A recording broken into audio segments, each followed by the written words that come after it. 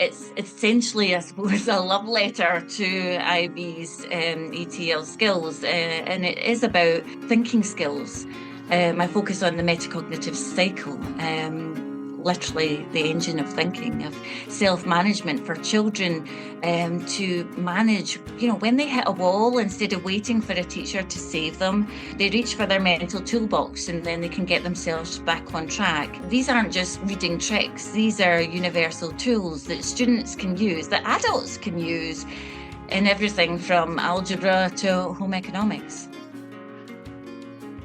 Hi, folks. Welcome back to IB Matters. And I'm here with Taryn Moir from Scotland.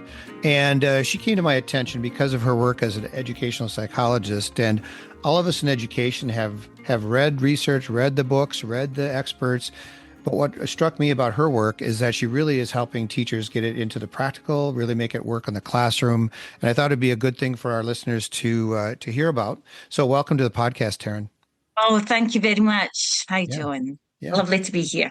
Oh, great. And so I think our listeners can tell you are from Scotland, even if I hadn't said it. So that's lovely. So let's go ahead and start by just telling us a little bit about yourself. Okay, well, I'm senior educational psychologist, and within that role, I did some research, and then it became through lockdown. It was one of those lockdown projects, a book which I published with Routledge called "How to Create Autonomous Learners," and really it epitomizes my professional life, as it's dedicated to fixing the missing link in schools. Because we expect students to be able to fly solo, but we rarely give them the opportunity to learn how to do that and how to use controls so that they can be an autonomous learner and carry on learning themselves. Yeah. Yeah. Well, and I think also we feel like sometimes teachers feel like they're left to fly solo with these things. So look forward to hearing some of the ways in which they can do that and help students reach that point. Yeah, I think that we noticed that in my service where I worked at the time, there was a lot of children that they might have great areas of brilliance in music, in arts, in maths, in a variety of different subjects. But for some reason, there was this barrier to learning that they couldn't quite understand complex textbooks that were associated with the subjects that they were trying to study. So yeah, that is kind of the issue for students, is kind of to go through the things that they aren't necessarily. I think I sometimes talk about the educational vegetables. The kids are, they need to get into the things that maybe they're not already good at. And that's the hard part, is to access, find a way to access that. Absolutely, yes. And I think also as professionals, we don't want to see children struggle too much. Hmm. And the problem is that we know that you're only really learning when there is an element of struggle there. And so it's trying to provide the right support, the right nurturing environment for our learners without giving them all the answers, without making the work or the learning too easy for them, that they mentally check out and find it a little bit boring. Hmm. Or even worse, they become children that have learned helplessness, where they believe that the only passage to getting something right is by having an adult next to them. Yeah. So do you want to start talking about some of that specifically, or do you want to talk a little bit about how you translate research into classroom ready skills and things? Well, one of the biggest difficulties in education is taking research and Hmm. making it work in real life classrooms. And it really came down to six components. The first one was to teach children some or all of 12 reading comprehension strategies. The 12 reading comprehension strategies in the intervention that I used were chosen because they came out of those earlier Okay. studies. And they can be mixed, they can be used together. And the focus is not to get through all 12 reading comprehension strategies, teach them all to the children straight away. It's more about teaching one at a time and teaching with depth, Hmm. rather than trying to teach a wide variety or a wide number of different strategies. And so the number of strategies that children should learn will vary according to perhaps their age or perhaps their stage of learning, Sure. or might be more appropriate to different types of genre that they're exposed to at that time. Can you give an example of just one or two of those strategies? Yeah, sure. So some of them was, one of the favorite ones was to visualize. So in this, children, perhaps the teacher would be standing up at the board, and they would have a book. And I remember there was one lovely book that I saw a teacher in one of my observations during this research. It was about a bat, and she started reading about this bat. Then she would stop after maybe a couple of sentences, and she would describe to the children, "Oh, now let me see. There's a bat. Now, I think that a bat would be hanging upside down." And so she drew a bat hanging upside down. And the story had mentioned a house. So the bat was upside down under the eaves of the house. Mm-hmm. And then she drew the moon. And then she was talking through what she would see if she was visualizing everything in this story. Yeah. So she was creating a movie, and she was asking little prompts. Okay, if this was my movie, what would I see? What would I hear based upon how much text we had written up until that point, read up until that point? She carried on reading the story, and then it came to light that actually some of what was in this picture that she had drawn with the class was incorrect. And it was now the children recognize, oh, well, it's not at night time, it's the daytime. So we have to change some of our movie. We have to Yeah. change some Take of out this the moon. picture we've Yeah. Yeah. drawn. Yeah. Yeah. And that's okay. We Yeah. can do that because we're still learning. We're still gathering information as to what's happening in this story. Right. And she would go through a little bit more and a little bit more of the story. And then within it, asking all the lots of nice prompting questions to the children. Okay, so what's happening in my film now? What else might be there? What else might happen? And allowing the children to really engage in this Sure. idea of creativity. Every answer was equally valued, and it created a lovely atmosphere in the classroom. And the teachers actually said to me afterwards, this is lovely because it gives me the opportunity to have discussions with children in a way that I've never done before, Mm-hmm. that is developing our relationship as well as teaching them about how they might use a strategy as they're reading a book. Yeah. Even if you're just around children and reading a book, what a cool way to get the student involved. I mean, so much of reading to children, you think of the children's job as fairly passive, but in the way that you've just described, it's extremely active and anticipatory. They're waiting to find out if their thinking is what it turns out to be in the book. Well, I think I took you a little off track when I asked for the an example, but do you want to continue just kind of talk about how the Shores strategy or Shores research has developed, or what resulted from that? There was these 12 different comprehension strategies. Each of them could be taught in any order. The idea was to keep the strategies visual. And so with that, children were encouraged to make perhaps what we called an anchor chart. So in an anchor chart, in the example that I've given, it would be visualization. And in it, I remember one child had drawn like one of the clacker boards that you get in a movie. Mm-hmm. So it framed their mind of they were in this movie, and what would I think, and what would I see, what would I feel, what would I taste, what's happening in this movie, rewinding my movie, fast forwarding my movie to find out more. And so once the child or the children, sorry, had learnt about this strategy, they were encouraged to make their own memory aids for it. And I think this was something that I had underestimated before my study, was a lot of teachers are very good at creating pre-prepared notes for children and disseminating them in order to try and make the children's role easier.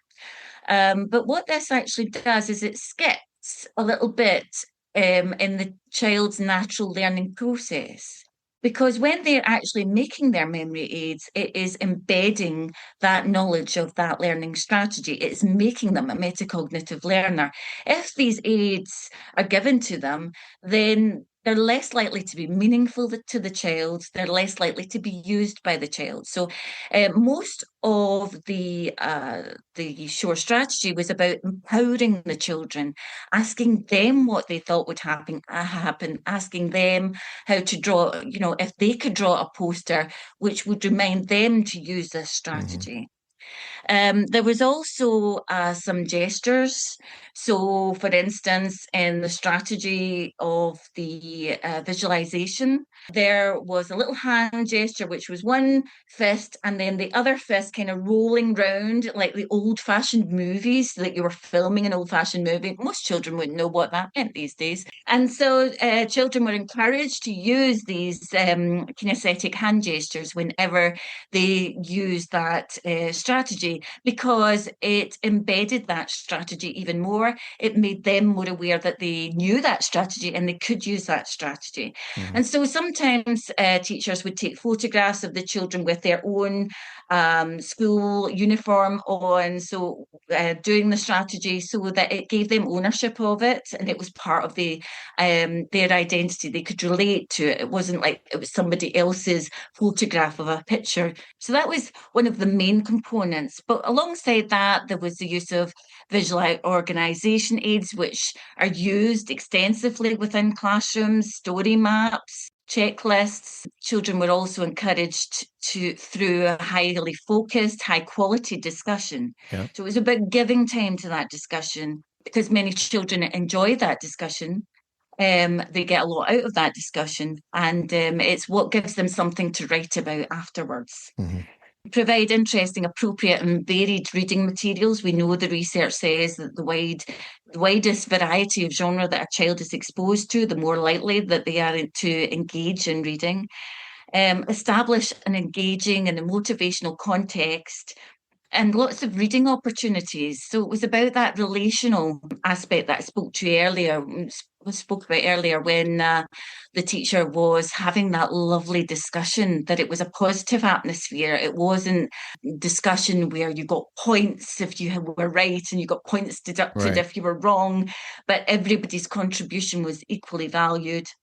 And also, it was acknowledged that there should be support for vocabulary. So, not the highly technical vocabulary, not the day-to-day vocabulary, but the kind of Goldilocks vocabulary, because essentially vocabulary is the building block of comprehension. So children needed to understand some of the fundamental words in a genre. Some of the different strategies I've mentioned, visualization, but the other ones wouldn't come as a surprise to you. Some of the other strategies were things like questioning, saying that you don't understand. It amazed me how many children, if they didn't understand something, they would automatically assume that they were wrong rather than perhaps there was a problem in the text.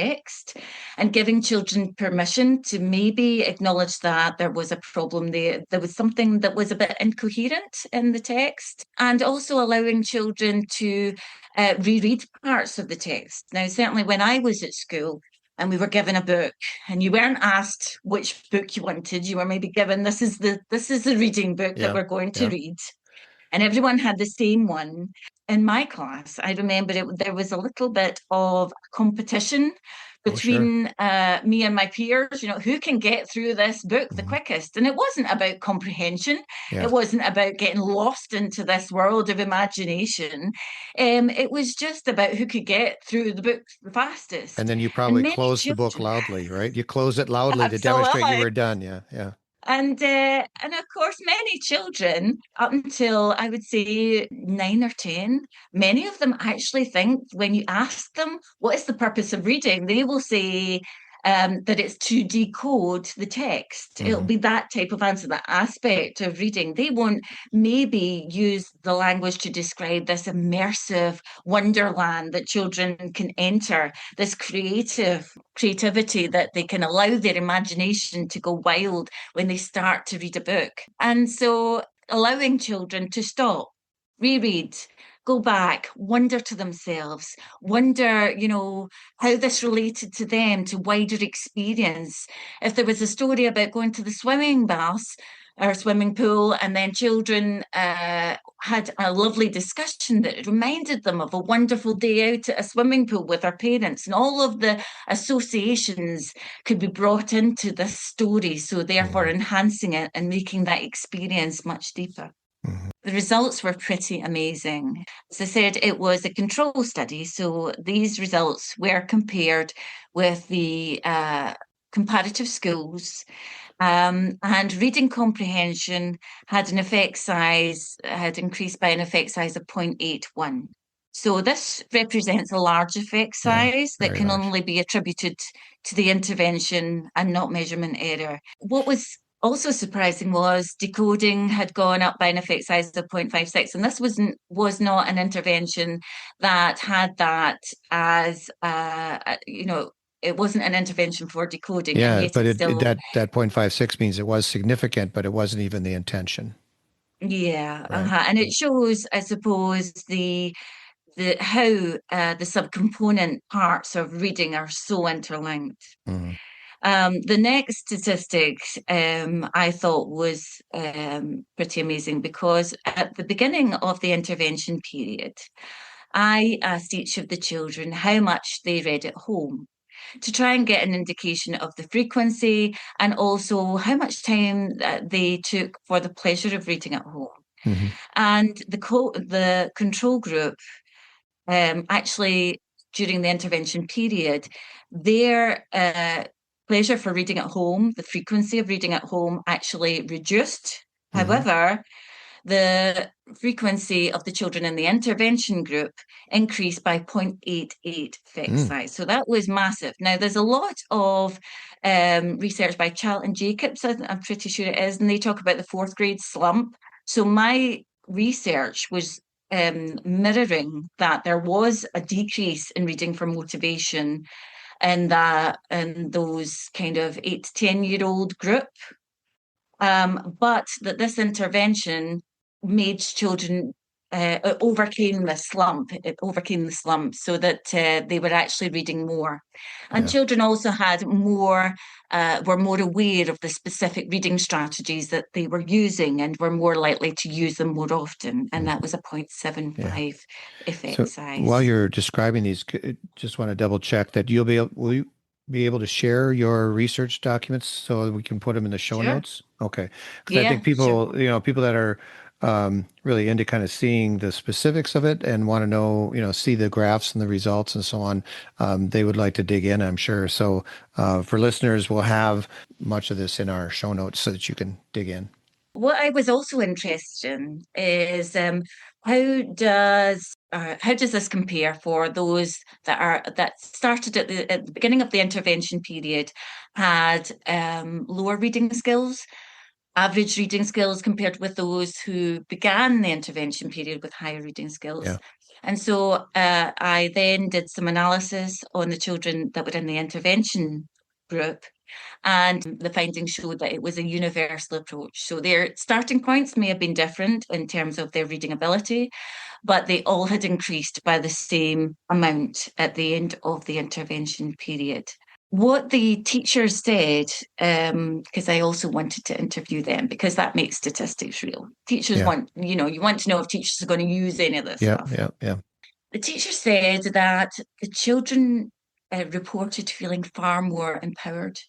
They suddenly had this box of tools that they could use when they were faced with some difficult learning material. And it reduced their reliance on having to ask teachers or adults for help. Actually, some of the what we call primary ones, so these are like 5-year-olds, they had been doing a lot of work in the intervention group and in the classroom. And they went out of the classroom to do some work with a teaching assistant who had not been familiar with this aspect of their learning. And it became apparent that these 4 or 5-year-olds knew more about strategies for learning and using tools to support their learning and to become unstuck than some of the adults who were teaching assistants. Also, there was a shift in teachers' practice.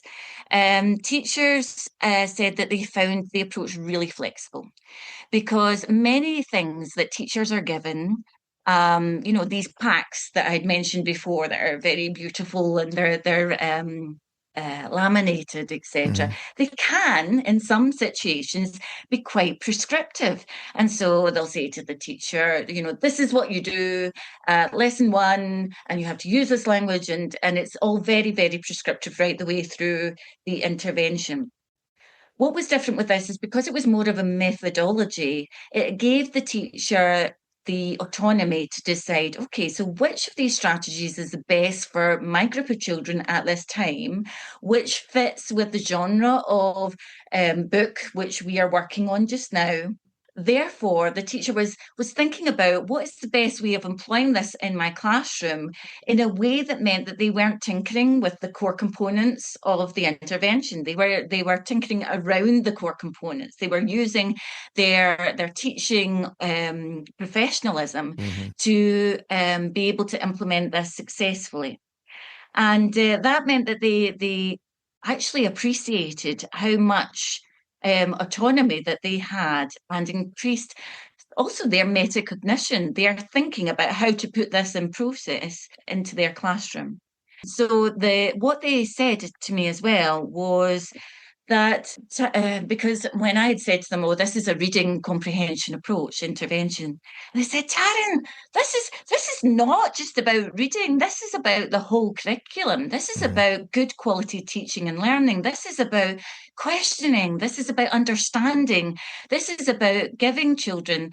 The tools so that they can think creatively, so that they can become independent learners across the curriculum. And what they had found themselves was that they were referring to the strategies that they had taught within the classroom across all the curricular subjects that they Hmm. were teaching. Right. You and I, when we were putting together today's conversation, we were talking about the connections. And just now, I heard a direct link to the IB's approaches to learning. It feels like, the idea that you're giving the students some skill sets and watching them develop through their years to where they can, find ways to learn new things because they have the tools to do so.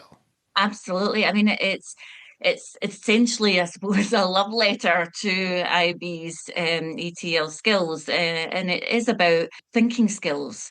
I focus on the metacognitive cycle, literally the engine of thinking, of self-management for children, to manage, when they hit a wall, instead of waiting for a teacher to save them, they reach for their mental toolbox and then they can Hmm. get themselves back on track. These aren't just reading tricks, these are universal tools that students can use, that adults can use in everything from algebra to home economics. When you took your research and when you saw the results of it, is that what led to the book you wrote about creating autonomous learners? Yes, so initially I published it in a scientific journal, Hmm. which I would need to give you the link for. And then I had moved authority and was starting to explore sharing these ideas with some of my schools. And then lockdown happened, and like many people, I had more time on my hands than Yeah. I would have otherwise, and decided to take what had part of what I'd found was that scientific journals are what we need. However, someone needed to translate that very scientific speech into something that a teacher could actually do Right. and put in practice and make it more teacher friendly. And so that became my lockdown project, which turned into my book, How to Create Autonomous Learners. And it falls into three parts, which is very accessible for teachers. The first part is about the research, which has been the focus of what we've discussed today. Hmm. Why should we even bother with these approaches? Is it useful? What does it mean for the teacher?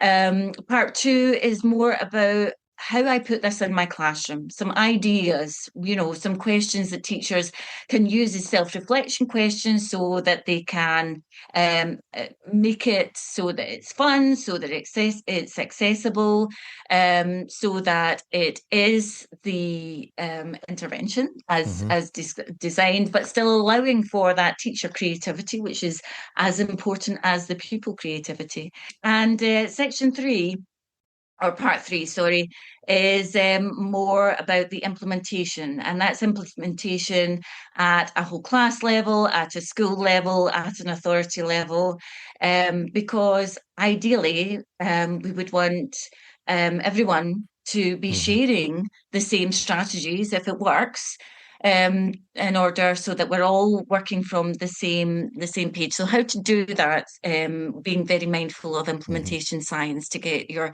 leaders on board, to get the parents on board, so that we can take it forward with the maximum impact. Yeah, and our listeners have heard me say many times that IB is a funnel for best practice. And so when I heard about this, and as you've been describing it, it just feels like, yes, we work within the IB framework, but all of that, there's still the devil in details. That is, if you want students to assimilate and take in the ATL skills and develop their own ATL skills, teachers and the students both need ways to get that across, to cross the border, so to speak, into, actually having that. We all have a best of intentions, but what are the actual strategies? And it sounds like your book has that, as well as some of the work in your research.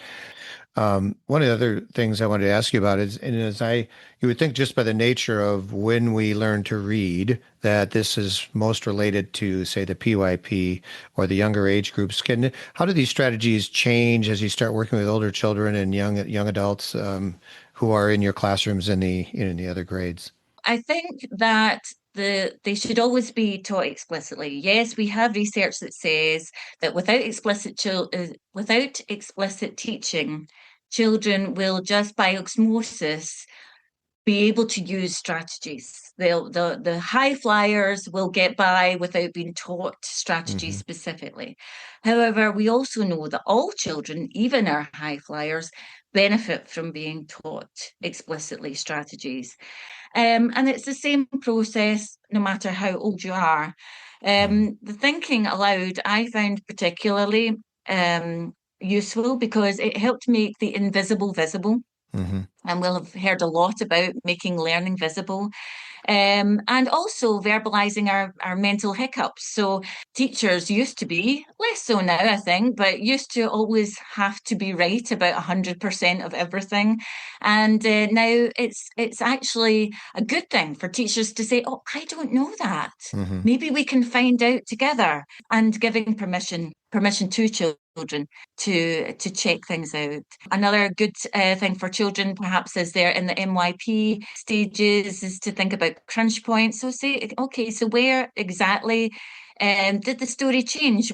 Or sorry, where could this story have changed? Could this story have gone a different way? Visualizing the movie in our mind is a really tangible tool that all children, all adults can continue to use. Creating alternative endings that weren't written, but the way you could have taken the story. Yeah. And as you were talking, I was thinking about, as I'm a science teacher by background, and, in helping, older students as they start accompanying or encountering other kinds of texts like research or, just technical journals or technical writing and reading.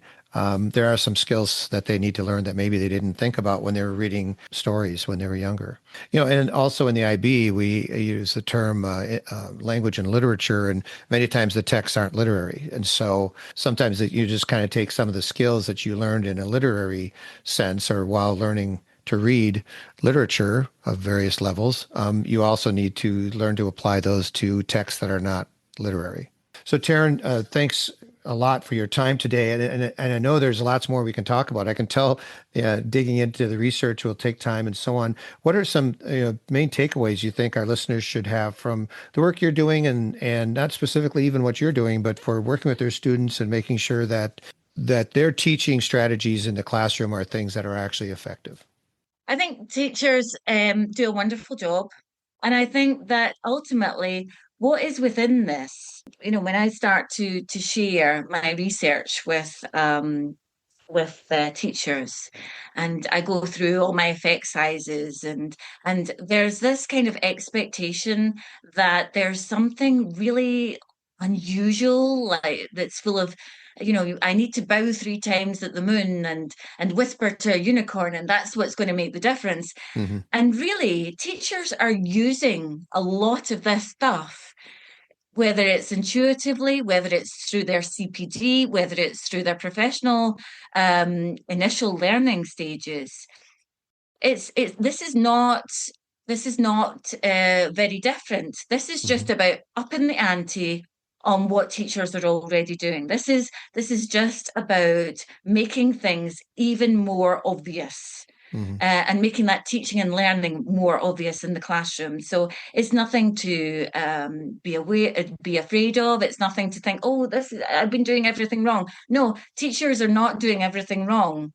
Just sometimes we can just turn up the volume a little bit on teaching those strategies. When you talked about the visualization strategy of that teacher as an example, you think, okay, that is explicit. It is something that you can develop as a teacher, and it is in addition to the other things you've been doing, but you know that it has worked and it engages the students and creates a case where the students have ownership of the story, and even the reading of the story, the students still have ownership of it, even though the teacher's doing the reading.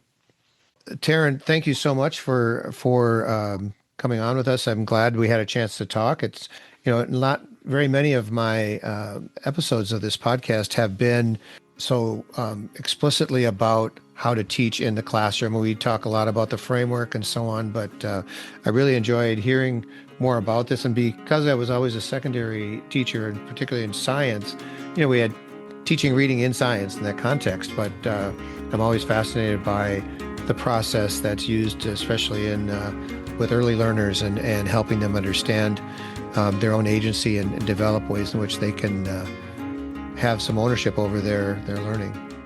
No, thank you very much, John. It's been an absolute pleasure to chat with you this afternoon. Thank you. Thanks for listening. Please check out the podcast notes, where you'll find several links to Taryn's research references and to her book, How to Create Autonomous Learners, Teaching Metacognitive, Self-Regulatory, and Study Skills, A Practitioner's Guide. We now have over 135 IB Matters episodes covering a wide range of subjects. To help you find topics of interest to you, use our podcast webpage linked in the notes. There's also a link in the notes to directly text us with comments, suggestions, or to let me know that you'd like to appear on a future episode of IB Matters. Find all our episodes wherever you get your podcasts, and hit subscribe so you don't miss any future programs. Please note that we're migrating our social network presence away from X. Find us on Instagram at IB_Matters. Also help spread the word about IB by liking, sharing, and reviewing the IB Matters links in your own feeds and social networks. Now in our 7th year, we've been heard in over 180 countries, a testament to the global reach of the IB.